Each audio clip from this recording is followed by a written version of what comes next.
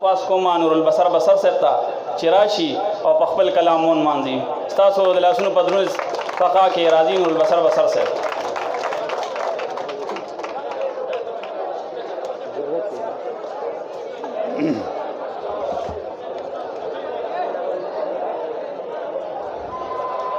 أعوذ بالله من الشيطان الرجيم بسم الله الرحمن الرحيم وتعز من تشاء وتذل من تشاء بيدك الخير إنك على كل شيء قدير. سره په اجازه سره ستاسو چارخه چې زم مخکې کومه ګینه دې خلکو به اخیر پورې تم راغلی ښه څو شعره چې د سود پیسو کې یو وجي صاحب دی چې سخات وباسي. د سود پیسو کې یو وجي صاحب دی چې سخات وباسي. دا خلک ګوره د ډمبرونه هم شات وباسي. زما آواز په داسې ملک کې مې ګزران دی چې تپوس مه کوه. شتمن خیرات غواړي، غریب پکې زکات وباسي. بس یو سوچنی ساتلی په دیاړی باندې دی، یو سپین موټر دی او صوفي صاحب پکې نعت وباسي. څو شعره نو مننه.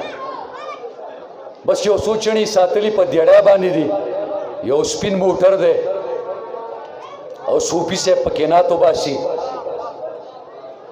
ساتل به مې نجیم لالا بازونه د کاونټرو په دکان، ساتل به مې بازونه د کاونټرو په دکان. څو غله مې کېنولي وو د زرو په دکان. کساب ومه جامونه مې د وینو بوی راتللو، خو پای مې خرڅول هم د ډمبرو په دکان. دې ښار کې د خیرات زکات رواج نه و ملګرو.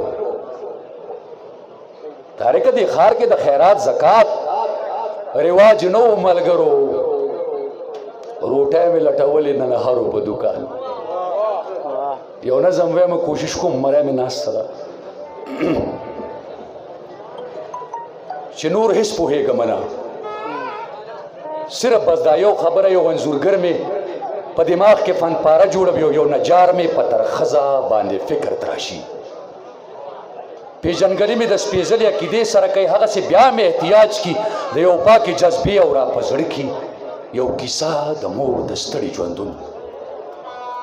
ښه مې یادېږي هغه ورځ زمانه نه هېرېږي چې د سړک په غاړه مور به مې خیرات غوښتلو او زه به یې سم د ځان سره په لوپټه اوده کم.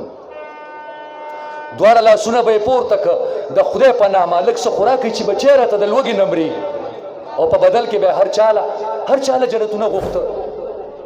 ویل به یې خدای دې د دې ټول جهان بادشاه ته روره، الله دې تاله بدلونه یو په سله درکړي. په ما راټیټه به شوه ښکل به یې کم په دواړه مخه، زما د مخ نه به یې زر زر زر زر خولې وچې کړلې، په لوپټه باندې به یې هم رانه مچالو شړل. خو کیس صاحب پولسان هم فقیرانو پسې سم ګرځېده. زه یوه ورځ د خپلې مور په غېږ کې غر کودومه چې یو پولیس والا مې مور د ویښتو ونیوله او په شنه لښته یې بې درېغه ګزارونه ورکړه.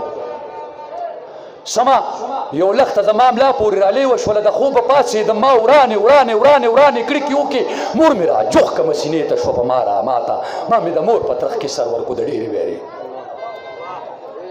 دواړه لاسونه مې د مور نه را چاپېره کړله.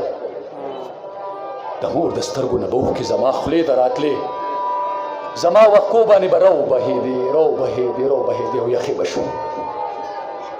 زه به رېدمه رېږدېدمه هم د مور زبېرګونه چې باید د لښتې هر ګزار سره د خولې نه وتو.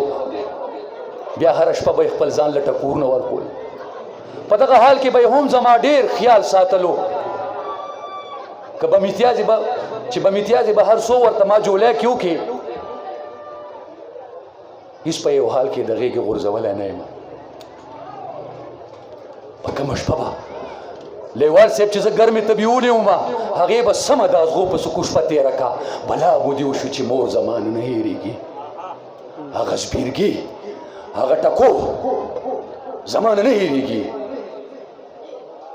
بس فضله د یو ورک احساس مینت مې لا غوږونو کې دی. هم مې د لختې چاپ په ملا پورې لا هغسې دی زه چې دا ننم پولیس ووینم نو ویرېږم زه چې دا ننم پولیس ووینم نو ویرېږم زه خپلې مور پسې اوتر نظر وګرځم هغسې بیا زه د قربان نارې واورم او د فقیرې مور احساس مې غېږ کې کلک ونیسي او ما به سر ته یو اواز وکړي د خدای په نامه لږ څه خوراک چې بچی راته د لوږې نه مري نو لږ څه خوراک